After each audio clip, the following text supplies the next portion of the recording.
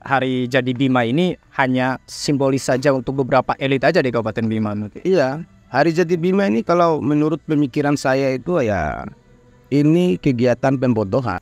Berarti selama ini perayaan-perayaan itu tidak sesuai menurut Abang? Iya, perayaan-perayaan selamat hari jadi Bima, selamat hari jadi Kota Bima, atau selamat hari jadi NTB gitu.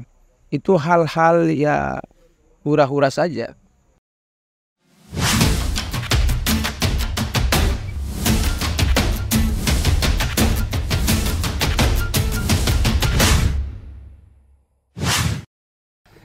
Ya, kita kembali dengan podcast Om Punet. Saat ini kita sedang bersama dengan abang kita, Abang Ramli Ram, salah satu kader Gelora yang ya bisa dibilang sangat kritis lah di Kabupaten Bima ini. Jadi malam ini kita ngobrol lepas aja tentang beberapa isu, termasuk tentang hari jadi Bima nih yang sedang karena kita ada di Bima, tentang kasus-kasus yang ada, terutama kasus penahanan aktivis ya Bang ya, di Donggo Soromandi yang baru-baru ini. Yang pertama nih Bang, ada ucapan nggak soal Bang untuk hari jadi Bima nih? Ada ucapannya Bang? Nggak ada. Loh kenapa Bang? Kan orang Bima biasanya nih rame-rame nih ngucapin selamat hari jadi Bima begitu. Itu kan karena ya Hatta tidak diinstruksikan kan, mereka yang memiliki jabatan ini ya mereka akan merayakan memang. Hanya mereka pejabat saja betul. Iya, rakyat kita ya mau merayakan selamat hari jadi Bima, lalu mereka mengeluarkan anggaran sendiri. Itu sedangkan keadaan daerah kita ini tidak stabil. Wow. Berarti hari jadi Bima ini hanya simbolis saja untuk beberapa elit aja di Kabupaten Bima. Iya, hari jadi Bima ini kalau menurut pemikiran saya itu ya ini kegiatan pembodohan, bolong-bolong. Lalu pagar-pagar pinggir jalan desa-desa kita itu tidak tertata rapi. Berarti dari klasifikasi yang kita pahami bersama hari jadi Bima itu tidak gambaran besarnya tidak sesuai dengan keadaan yang ada di lapangan mungkin menurut Abang. Iya. Adanya hari jadi Bima, kita mengucapkan hari jadi Bima ini ada yang harus dibanggakan sebenarnya. Oke. Tapi memang tidak ada. Makanya saya mengatakan hari jadi Bima ini adalah pembodohan. Berarti selama ini perayaan-perayaan itu tidak sesuai menurut Abang? Iya. Perayaan-perayaan selamat hari jadi Bima, selamat hari jadi Kota Bima, atau selamat hari jadi NTB gitu. Itu hal-hal ya ini daerah kita ini sudah tertata sesuai dari keinginan atau sesuai dari visi misi mereka. Oke. Seperti NTB Gemilang. Saya katakan NTB Gemilang ini adalah omong kosong. Omong kosong berarti? Iya. Kenapa? Yang indah itu hanya di Mataram. Oke. Ibu kotanya. Di kabupaten-kabupaten seperti Bima, Dompu juga belum? Tidak ada tertata. Berarti gubernur gagal dong Bang? Gagal. Tapi kan banyak itu Bang, promosi-promosi wisata katanya banyak masuk event-event internasional. Bukan saja Pak Gubernur sekarang ini. Oke. Gubernur yang dulu-dulu pun sama. Tapi kalau yang sekarang ini, yang satu periode ini kira-kira menurut Abang? Karena mereka kan hanya mengambil yang indah-indah saja. Tapi sebenarnya ini di covernya saja begitu Bang? Iya. Covernya. Makanya menurut saya sudah senang dengan adanya selamat hari jadi Bima, selamat hari jadi Kota Bima, selamat hari jadi NTB. Yang kita banggakan apa sih? Tidak ada. Makanya ini adalah sebuah pembodohan. Berarti dari perayaan-perayaan itu hanya buang-buang duit terus pasti. Dan keadaan masyarakat di bawah itu sebenarnya tidak seperti itu begitu Bang? Jauh Pak. Jauh. Makanya NTB ini dinyatakan saat ini adalah rakyatnya NTB miskin. Itu nomor satu. Berarti kemarin teman-teman yang aksi pun itu wajar ya Bang ya? Mereka minta keadilan sehingga blokir jalan begitu. Kalau aksinya ya wajar. Wajar. Kalau pemblokiran jalan itu ya tidak wajar. Itu urusan Karena hukum, memang agama dan hukum itu melarang Oke. memblokir jalan.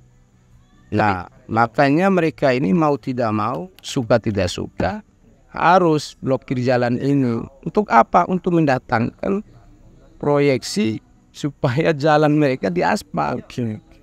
Karena mungkin pemerintah juga kurang mendengarkan mungkin menurut Abang. Pasti mereka tidak mendengarkan. Kalau mereka mendengarkan, tidak mungkin ada demo-demo begini menghadang jalan. Kalau penahanan dan akhirnya dijadikan tersangka menurut Abang gimana? Ya, Apakah berlebihan atau gimana? Tidak sih berlebihan. Hukum itu tetap dilaksanakan sesuai aturan yang berlaku. Nah, ketika anak-anak ini ditahan, artinya wajib Bapak Gubernur, Ibu Bupati ini mengaspal jalan mereka sebagai balas. Balas dari apa yang mereka minta. Ya, Tapi ini kalau masih janji juga sebenarnya, Bang. Belum ada kepastian juga sih sebenarnya berkaitan dengan jalan yang akan diaspal. iya pasti. Karena memang kan tidak ada kepastian sehingga terjadilah demonstrasi ini menghadang jalan. Berarti reaksi publik itu tergantung bagaimana respon pemimpin. Bang. Iya, pasti aja. Kalau respon pemimpin kita kira-kira gimana? Nggak ada, Nggak ada ya? nggak ada. Berarti tugasnya jadi pemimpin apa? Menurut Abang? Ya hanya menikmatin hasil perpajakan rakyat kita saja. Nih, keras sekali nih pernyataan ini nih. Iya benar. Karena kehidupan mereka ini kan rumah sendiri dijadikan pendopo, lalu dibayar, disewa. Berarti kalau rumah sendiri dijadikan pendopo itu memang Dan bisa sebenarnya seharusnya mereka ini membuatkan satu rumah singgah untuk mereka, rumah dinas satu begitu. pendopo dua. Rumah dinas begitu. Iya, coba hitung berapa anggaran yang mereka butuhkan. Berarti rumah yang ditempati bupati itu adalah sewa begitu oleh Pemda. Disewa pasti. Rumah sendiri disewa begitu. Iya, Oke, uangnya masuk ke sendiri untuk tinggal sendiri. Ya jadi dikelola sendiri. Ya, Oke. Berarti kabupaten itu udah berjalan lama kan Bang ya kira-kira. Kayak kalau yang kita tahu sendiri kan Kabupaten Bima ini belum punya pendopo gitu. Pendopo untuk rumah dinas. Kan Mungkin begini, 10 tahun lebih lah. kan kita selama ini selamat Hari Jadi Bima. Yang keberapa itu? Oke Bang, 300-an berapa itu ya? Yang ke 300-an. Bayangkan 300 lebih tahun ini pendopo bupati tidak tercipta. Ya. Lalu pertanyaan kemana uang-uang ini? Artinya uang-uang ini sengaja dinikmatin sendiri, dibelanja sendiri. Berarti memang nggak ada niat Bang ya untuk membangun pendopo ini supaya memang ada tempat untuk bupati-bupati selanjutnya begitu. Sehingga bisa dimanfaatkan rumah sendiri dijadikan rumah dinas dan disewa oleh Pemda begitu. Nah, kalau urusan tidak ada niat, mungkin di benak mereka ada. Tapi mereka hitung-hitung ngapain? Eksekusinya Mbak. Iya. Makanya menurut saya ya saya tempatin aja rumah saya. Lalu disewakan oleh daerah. Berarti keuntungan double dong Mbak ya. Udah rumah sendiri, disewakan lagi, dapat duitnya lagi gitu. Jadi iya ya, maksudnya kok enak ya jadi bupati di Bima ya. Bisa jadi rumah sendiri, sewa lagi begitu kan. Jadi seakan-akan ini settingan memang yang sudah dibuat untuk mendapatkan kebermanfaatan dari uang rakyat sebenarnya Bang. Iya, makanya saya katakan sengaja mereka ini ingin hidup dari uang gratis dari hasil perpajakan rakyat. Oke, Kapan lagi? Kapan lagi saya jadi siap pejabat. Tapi kok menurut saya aneh ya Bang ya, maksudnya kok udah berpuluhan tahun ini nggak ada rumah dinas, hanya dimanfaatkan seperti kok banyak yang diam Bang ya. Lalu nggak heboh ya di Bima ini begitu dengan kasus-kasus hal yang seperti itu. Ya, atau mungkin udah jadi kebiasaan gitu. Ya karena memang kita ini sudah ditekan ya gitu. Hidup mereka ini sudah ditekan gitu. Kenapa? Ada banyak penyuara-penyuara yang melakukan yang seharusnya yang wajib mereka lakukan ini dia. Berarti mungkin dibungkam mungkin Bang ya. Atau mungkin ada nggak sih Bang? Karena banyak kasus-kasus mungkin yang bisa terlihat mata tapi senyap aja begitu di Bima ini begitu. Giliran kasus besar penahanan 15 aktivis kayak diam aja. Padahal itu heboh begitu. Iya, itu sebenarnya banyak sih yang mau bicara. Oke. Nah, ketika mereka mau bicara ini, diam kan? Saya sudah kasih ini kan? Berarti sengaja dibungkam. Pasti bukan sengaja dibungkam. Mereka juga sebenarnya mau menyuarakan, tapi mereka ya seolah-olah ogah-ogah aja. Oke, paham. Karena mereka ini juga berhubungan dengan pejabat-pejabat yang ada. Oke. Didiamin mereka ini. Saya prihatin loh. Adik-adik kita mahasiswa aktivis ditahan karena memang haknya mereka melakukan demonstrasi tentang pembangunan jalan, aspal jalan yang ada di kecamatannya. Ya memang jalan itu wajib diaspal sebenarnya. Wajib diaspal karena memang parah. Berkaitan dengan petani nih Bang, kita udah bahas nih tadi berkaitan dengan pemimpin kita yang mungkin kurang tangkap berkaitan dengan beberapa isu petani sendiri nih. Kan Abang juga nih bergelut di bidang tani dan juga bidang bisnis berkaitan dengan jagung dan segala macam. Apa ya kira-kira menurut Abang di Kabupaten Bima ini yang kurang berkaitan dengan sistem pertanian kita, ataupun mungkin harus ada regulasi-regulasi tertentu supaya melindungi petani-petani kita yang ada di Kabupaten? Kalau pemerintah masuk ke petani jagung sih nggak ada. Berarti petani itu sendiri gitu Bang, dilepas kayak gitu. Mereka hidup mandiri. Tapi giliran panen kalau pemerintah kok bilang, wah Kabupaten Bima stoknya segini, Bima segini gitu. Nggak ada pemerintah mengamankan seperti itu. Coba kalau pemerintah mengamankan hasil pertanian kita, sebenarnya kaya Bima ini. Uang yang beredar di NTB ini, urusan jagung itu 17,10 triliun. Berarti banyak sekali Bang ya perputaran uang dari jagung ini. 7,11 triliun. 7, sekian berarti bukan 17 T ya. 7 triliun sekian. Sekian. Berarti kalau menurut Abang nih, Abang yang sudah terkecimpung, pemerintah terlibat dalam hal apa kalau di dalam jagung? Kalau di dalam jagung, kalau di petani jagung nggak ada. Nggak ada. Berarti petani jagung dilepas sendiri begitu? Iya, kami hidup sendiri Pak. Push.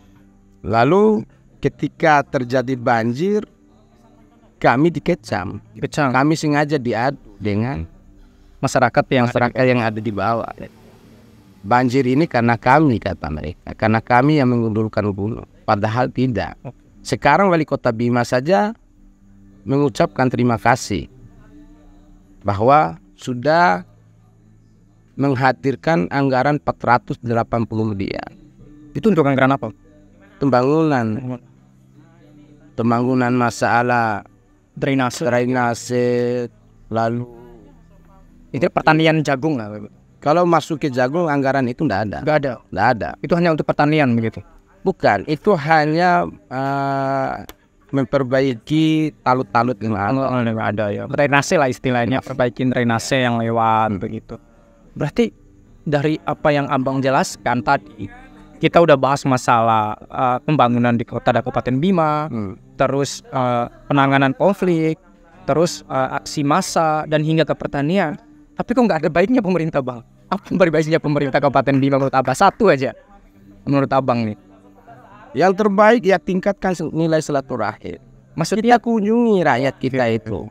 Makan tidak makan, wajib kita kunjungi, tanya ke rakyat itu, kamu sudah makan apa belum? Makan pakai ikan apa hari ini? Sayur apa hari ini? Seharusnya turun ke masyarakat, ditanyakan keluh kesahnya. Iya. Oke. Tapi selama ini menurut Abang kurang? Nggak ada. Paling ini kan momen gitu. Iya. Tunggu pemilu aja. Iya. Ini kan semua para caleg, ya mau calon wali kota, gubernur, bupati, calon DPR. Sekarang ini mereka ya tunjuk muka ke rakyat. Inilah saya gitu. Hanya turun 1 kali dalam 5 tahun. Iya, momen. Momen. Mereka turun karena momen. Tapi kader-kader Gelora di Kabupaten Bima nih menurut abang di Pulau Sumbawa, karena abang juga kader Gelora juga ikut nggak sih bang? Kayak gitu, kader Semua ikut. semua. Gelora juga ya? Saya, Termasuk abang juga. termasuk saya. Iya. Makanya saat ini saya berdoa, ya Allah, Iya. jauhkan dari sikap sombong pribadi saya. Berarti abang masuk Gelora ini karena memang fokus kepada gerakan perubahan yang ada di Gelora yang berkhususan berkaitan dengan Kabupaten Bima, Kota Bima dan Dompu begitu. Semua. Semua.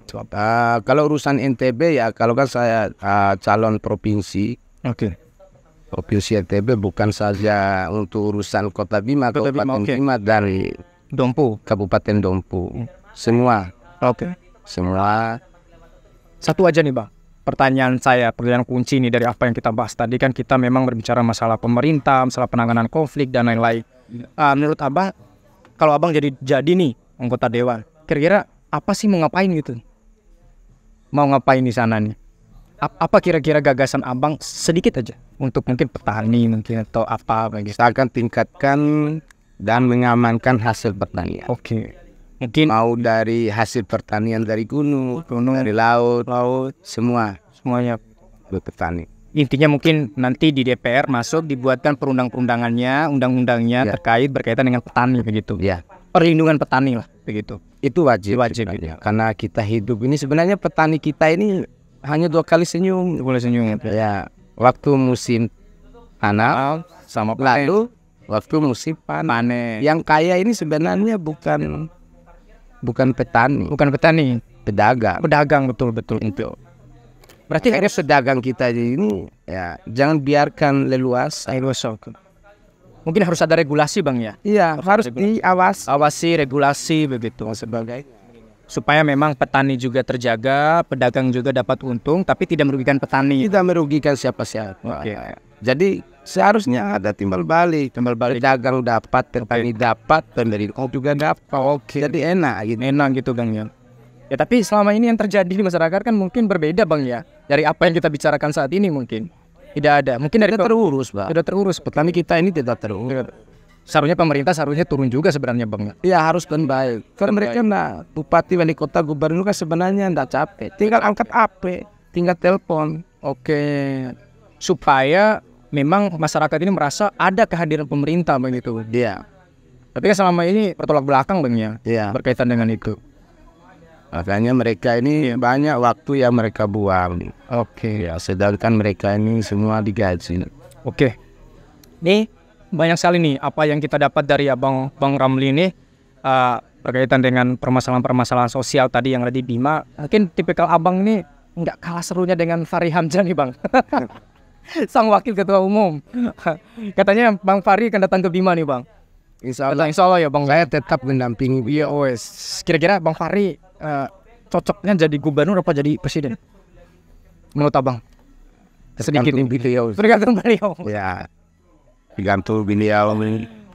Makanya kita saat ini lagi menunggu nasib. Hukum nasib. Lagi menunggu nasib. Nasib supaya mungkin Gelora juga di Kabupaten Bima, Kota Bima dan khususnya Provinsi NTB ini bisa bersuara banyak Pak. Bisa istilahnya berlantang di legislatif dengan hasil pemilihan yang baik begitu. Nah terakhir nih Bang, ini kita menutup lah. Sudah bahas banyak nih kita berkaitan dengan beberapa hal.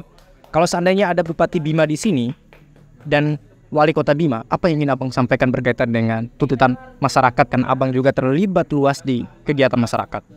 Saya sih hanya berpesan, ya, laksanakan amanat itu sebaik-baik mungkin. Jangan berhura-hura. Ingat, itu hasil yang didapat oleh Bupati Bima, yang didapat Bapak Wali Kota Bima, itu hasil dari perpajakan rakyat. Dan ingat, di akhir hayatnya nanti akan kelihatan. Diminta pertanggungjawaban. Diminta pertanggungjawaban. Dan dia akan diperkarakan. Kalah ya, dia umum. Terakhir nih Bang, singkat aja, semenit. Kalau nanti terpilih di legislatif, apa pesan Abang? Saya sih tetap jadi seorang petani. Dari petani. Tetap jadi seorang petani. Karena yang mengangkat saya adalah petani. Oke. Dan tidak akan turun derajat saya ketika saya jadi DPR lalu jadi bertani lagi ya Tidak akan beda lah. tidak akan beda. Seorang karena sekaliannya jadi petani, ketika jadi DPR juga tidak ada yang beda begitu Bang. Iya. Oke, mungkin sekian saja apa yang kita sampaikan hari ini. Ya mungkin apa yang kita bahas dengan Bang Ramli ini cocok, kayaknya kader Gelora ini bukan aja di pusat nih dengan Fahri Hamzah yang menyampaikan seperti ini, tapi kader-kader Gelora yang ada di daerah ini salah satunya Bang Ramli ini sangat luar biasa nih menyampaikan ide dan gagasan, dan terutama masukan-masukan untuk pemerintah Bang ya, supaya memang pemerintah lokal kita yang ada di Bima dan Kota Bima ini dan Provinsi NTB lebih selektif lagi untuk menangani masalah kasus-kasus masyarakat, dan terutama lebih aktif lagi turun ke masyarakat. Jadi begitu, sampai jumpa lagi di podcast Ompunet selanjutnya. Sekian dan terima kasih.